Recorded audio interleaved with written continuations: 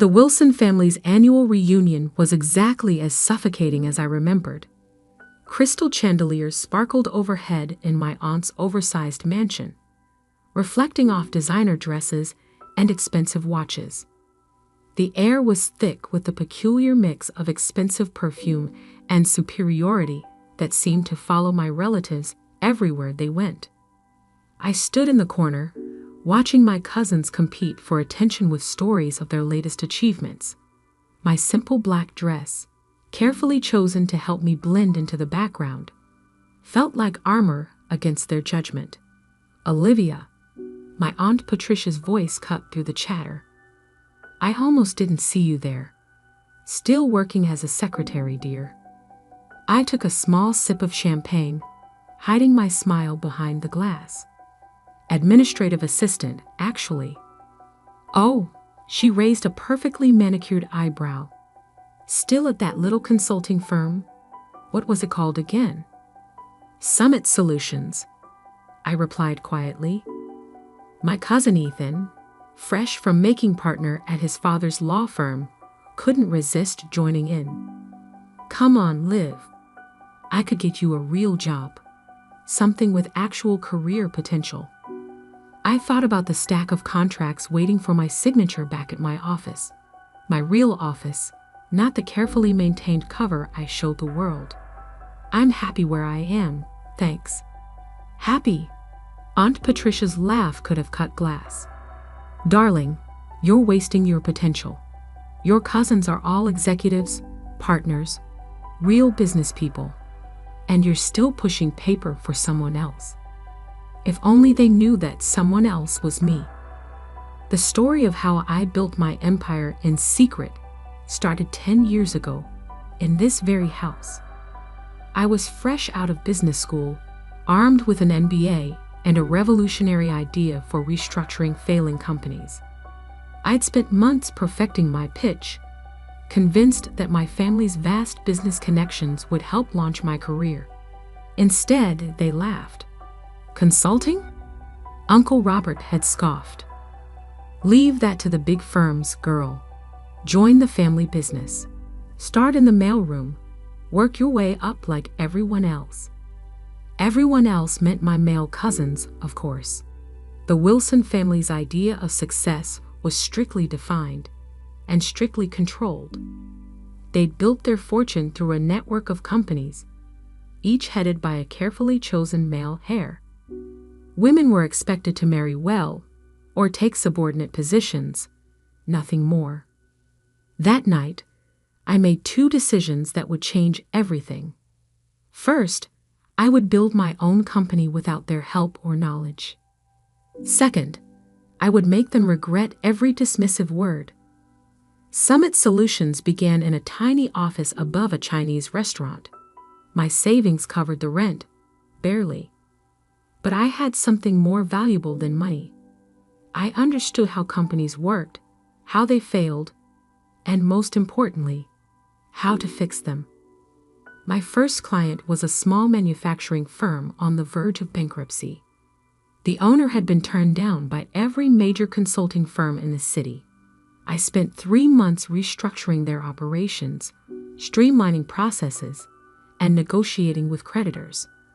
6 months later, they were profitable again.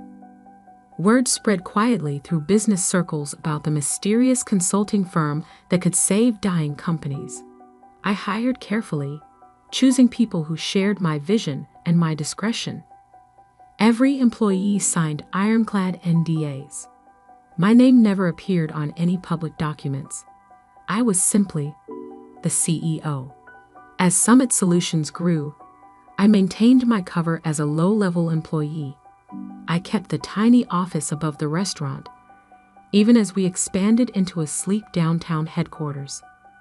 When family members asked about my job, I described mundane administrative tasks, watching their eyes glaze over with disinterest.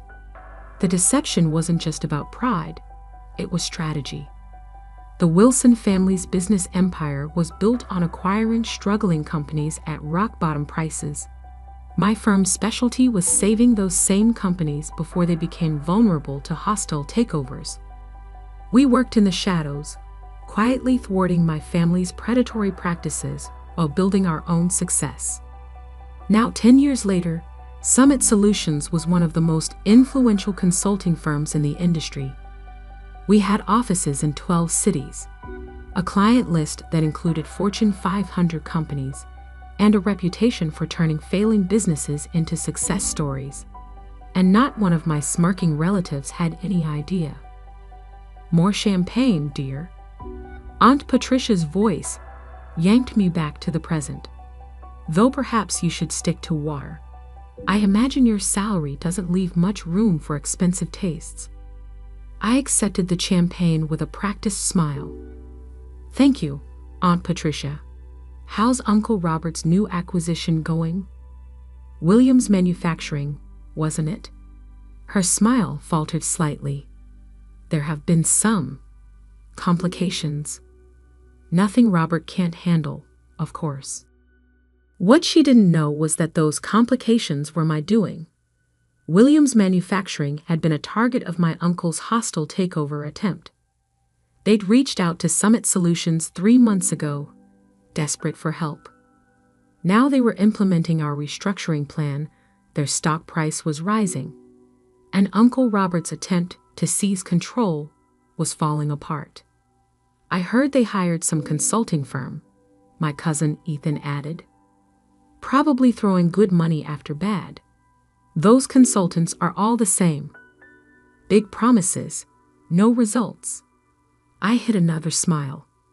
Summit Solutions' fee for saving Williams Manufacturing was more than Ethan would make in 5 years at his father's firm. "Oh, which firm?" "Summit something," he waved dismissively. "Nobody important. Dad says their CEO won't even show their face. Probably some trust fund kid playing at business." My phone buzzed in my clutch. A message from my actual assistant. "Emergency meeting tomorrow, 9 a.m. Wilson Ventures representatives requesting merger discussion Williams Manufacturing. Urgent response needed." I scanned the message twice, realization dawning. They were finally admitting defeat with Williams Manufacturing. After failing to acquire the company, they were now seeking a merger, which would require approval from Williams' consulting firm. My firm. Tomorrow morning, my family would walk into a meeting expecting to strong-arm their way into a merger. Instead, they would find themselves facing the secretary they dismissed for the past decade. Except I wouldn't be bringing coffee. I would be sitting at the head of the table. "Everything all right, dear?" Aunt Patricia asked, noticing my expression. I finished my champagne and gave her my brightest smile. "Perfect, actually. I should head home. Early meeting tomorrow." "Oh? Taking notes for someone important?" "Something like that," I replied, already planning what I would wear. Something exactly like that. The next morning, I stood in my private elevator, ascending to Summit Solutions' executive floor. Gone was the simple black dress from last night's reunion. Today, I wore a tailored channel suit in deep navy, a power color for a power move. My assistant, Maya, waited at the elevator doors with a tablet and knowing smile. The Wilson Ventures team arrived early, she reported as we walked. "Your uncle seems particularly anxious to meet Summit's CEO." "I'm sure he is." I checked my reflection in a glass wall. Perfect.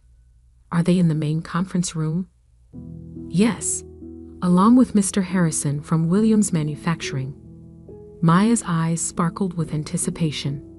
"Your cousin Ethan is there too." Apparently, he insisted on handling the legal aspects personally.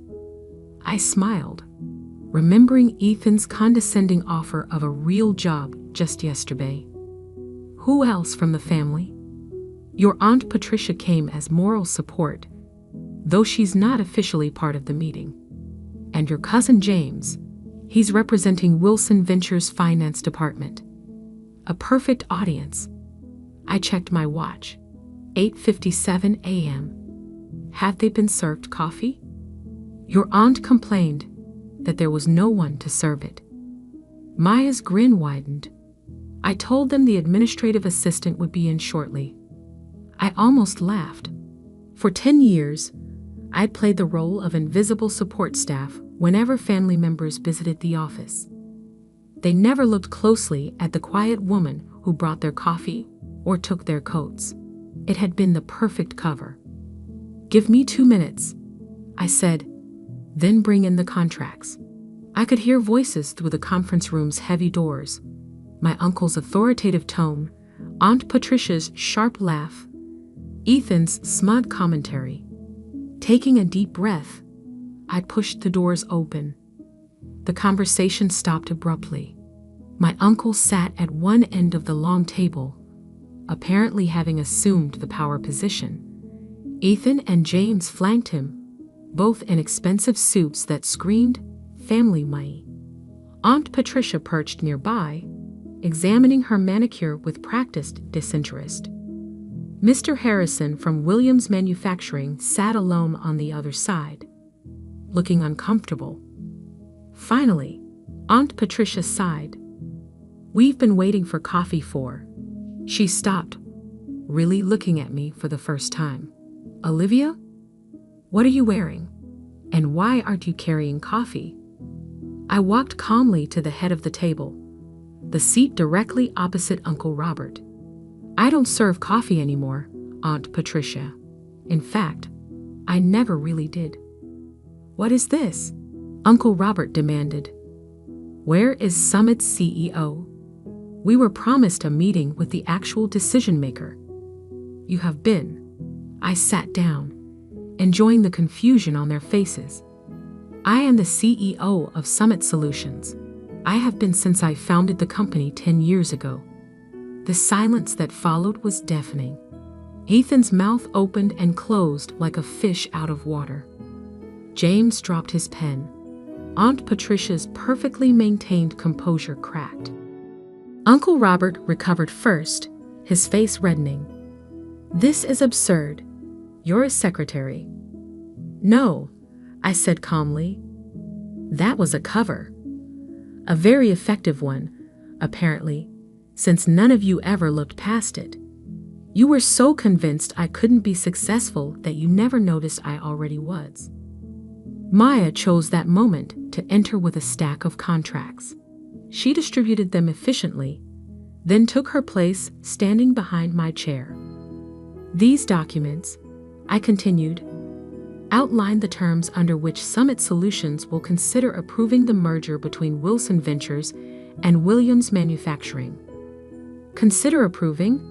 Ethan sputtered. "You can't be serious. This is a joke, right? Some kind of elaborate prank?" I pulled out my phone and projected Summit's latest financial statements onto the wall screen. Summit Solutions currently manages over $12 billion in client assets. We have a 94% success rate in corporate restructuring, and our approval is required for any major changes to Williams Manufacturing's business structure. I smiled at my stunned relatives. "Does that look like a joke to you?"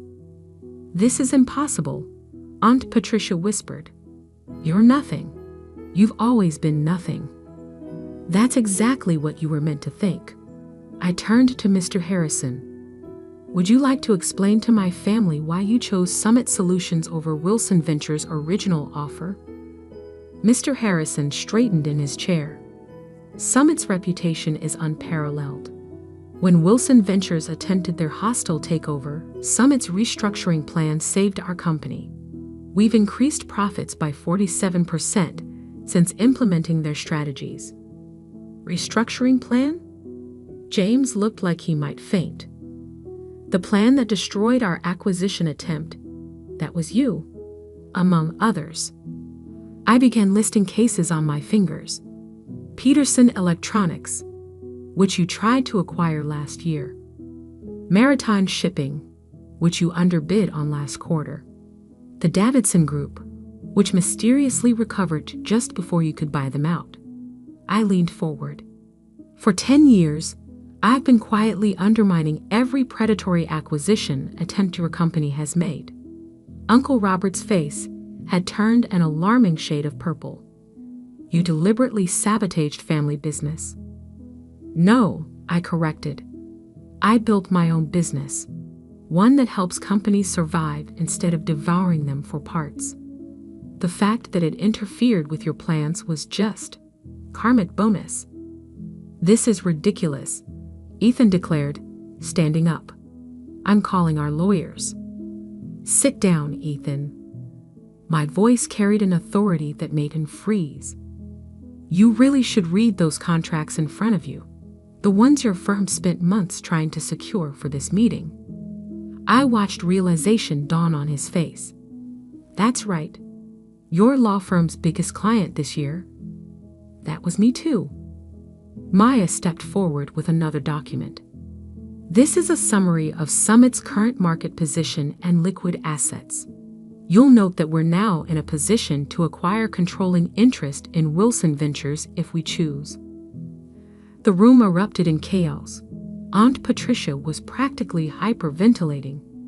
James was frantically checking the numbers on his phone. Ethan had collapsed back into his chair, looking shell-shocked.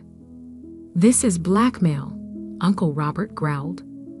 No, I said quietly. This is business. The kind you taught me, I'd never be capable of handling. I stood up, smoothing my jacket.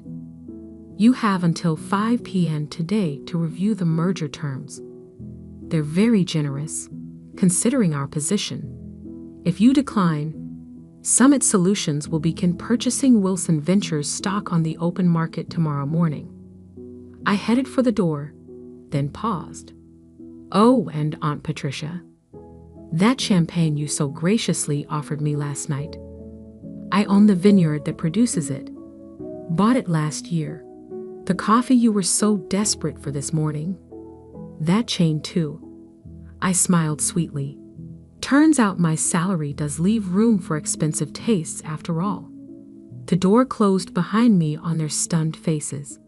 In my private office, I finally allowed myself a moment to process what had just happened. 10 years of careful deception, of playing the invisible underachiever, had led to this moment. Maya appeared with a real cup of coffee, my favorite blend from my own coffee chain. Was it worth the wait? I thought about all the times I'd served coffee in this very office, watching my family dismiss me, underestimate me, write me off as nothing more than a secretary. Every single second. My phone buzzed. Messages already pouring in from family members who must have heard about the meeting. I silenced it without looking. They'd have plenty of time to process their new reality. Right now, I had an empire to run. And for the first time in 10 years, I could finally do it without hiding who I really was. The next 48 hours were exactly what you'd expect when a family built on power and appearances suddenly discovers they're not at the top of the food chain anymore. The messages started pouring in almost immediately after the meeting. Aunt Patricia, darling, let's discuss this over lunch. You always were my favorite niece. Ethan, come on, Liv. We were just joking around. Family should stick together. James, you can't do this to us. We're blood. I ignored them all, focusing instead on the rapid-fire emails from Wilson Ventures board members. They weren't stupid. They could see which way the wind was blowing. By noon, they had scheduled an emergency board meeting. By 3, they had voted to accept Summit's merger terms. Uncle Robert, predictably, didn't go quietly. You've betrayed this family. His voice echoed through my office as he barged in unannounced. Maya moved to intervene, but I waved her off. Let him have his moment. Actually, I said, not looking up from my computer, I'd say I learned from this family. Isn't this exactly what you taught us? Seize power, eliminate competition, never show weakness. We gave you everything. That made me laugh. You gave me nothing, less than nothing. You taught me that I would never be good enough, that my only value was in supporting the men in the family. So I'd built something better. By deceiving everyone for a decade, I finally looked up at him. By letting you deceive yourselves, you saw exactly what you expected to see. A quiet, unambitious woman who knew her place. That was your mistake, not mine. The fight seemed to drain out of him suddenly. He sank into one of my visitor chairs, looking older than I had ever seen him. Why reveal yourself now? You could have continued operating in secret. Because it was time.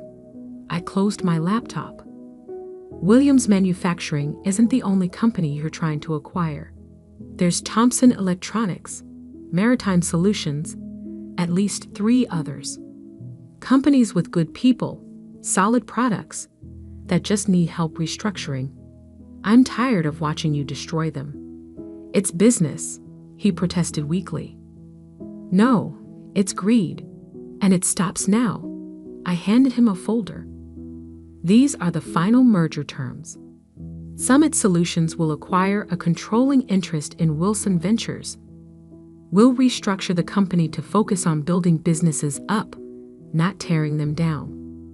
You can stay on as a consultant if you accept the new direction. If not, your golden parachute is outlined on page 3. He opened the folder with trembling hands. You thought of everything. I learned from the best.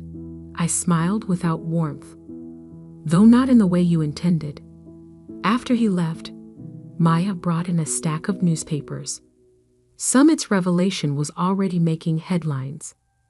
Secret CEO revealed how one woman built a billion-dollar empire in secret. Wilson family shocked. The hidden success story they never saw coming.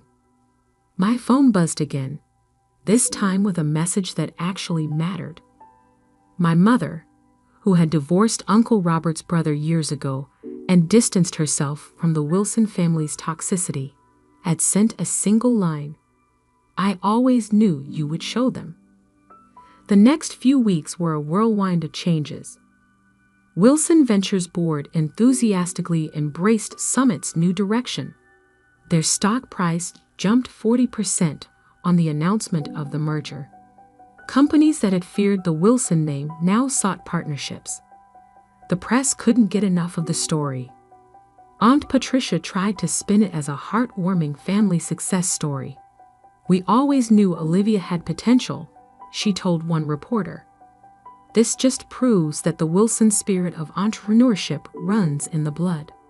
I responded by releasing archived video of last year's family reunion, where she had spent 20 minutes explaining to everyone why I would never amount to anything. The footage went viral.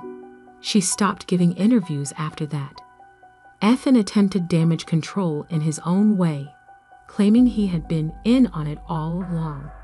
Unfortunately for him, too many people had witnessed his shocked face in that conference room. His law firm's other clients began questioning his judgment. Within a month, he was quietly asked to take a leave of absence. James adapted the fastest, approaching me with a business proposal just 2 weeks after the revelation. We could dominate the market together, he suggested over an awkward lunch. The Wilson Summit Alliance would be unstoppable. That's not what Summit Solutions is about, I told him. We don't dominate, we elevate. The real changes came in the quieter moments. The young intern who tearfully thanked me for showing her that success didn't require compromising her principles. The female executives who started reaching out, sharing their own stories of being underestimated. The business schools that invited me to speak about building ethical success in a cutthroat world. 3 months after the revelation, I stood on a stage accepting the Business Innovation Award. Looking out at the audience, I saw my mother sitting in the front row, beaming with pride. Behind her sat several of my former administrative assistants, all women who had helped maintain my cover while building their own careers within Summit. Success isn't about who has the most power, I told the crowd. It's about how you use the power you have. For 10 years, I played a role that made powerful people underestimate me. I could have revealed myself sooner, but I chose to wait until Summit Solutions was strong enough to create real change. The applause was thunderous, but the real satisfaction came later that evening. I was working late in my office when Maya brought in an interesting piece of news. Uncle Robert had just announced his retirement. His resignation letter included an unexpected paragraph. My niece taught me that true business success isn't measured in acquisitions or assets, but in the positive impact we create. I regret that it took losing control of my company to learn this lesson. I leaned back in my chair, thinking about the long game I had played. 10 years of careful planning, of swallowing pride and playing small, had led to this moment. Summit Solutions wasn't just successful, it was changing how business was done. The next family reunion would certainly be interesting. I planned to host it myself, in Summit's main conference room. The same room where I had served coffee countless times, watching and waiting for the perfect moment to show them who I really was. Maya knocked on my door. "Your 4 p.m. is here," the CEO of Thomson Electronics, the company your uncle was trying to acquire. I smiled. "Show them in." And Maya? "Bring coffee for everyone. The good stuff from our chain." As I stood to greet my visitors, I caught my reflection in the window. No more hiding, no more playing small.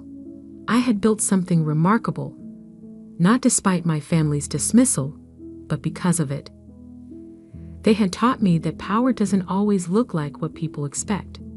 Sometimes it looks like a quiet woman in a simple black dress, serving coffee and taking notes, while building an empire right under everyone's nose. The tabloids called it revenge. The business papers called it strategic genius. But for me, it was simply justice, served one corporate takeover at a time, with a side of perfectly brewed coffee. And somewhere, in a small office above a Chinese restaurant, my original desk still sits. I keep it as a reminder that success doesn't always wear designer labels or demand attention. Sometimes it works quietly, patiently, building something extraordinary while the world looks the other way. That's the real secret to success, not the power you show, but the power you build when no one's watching.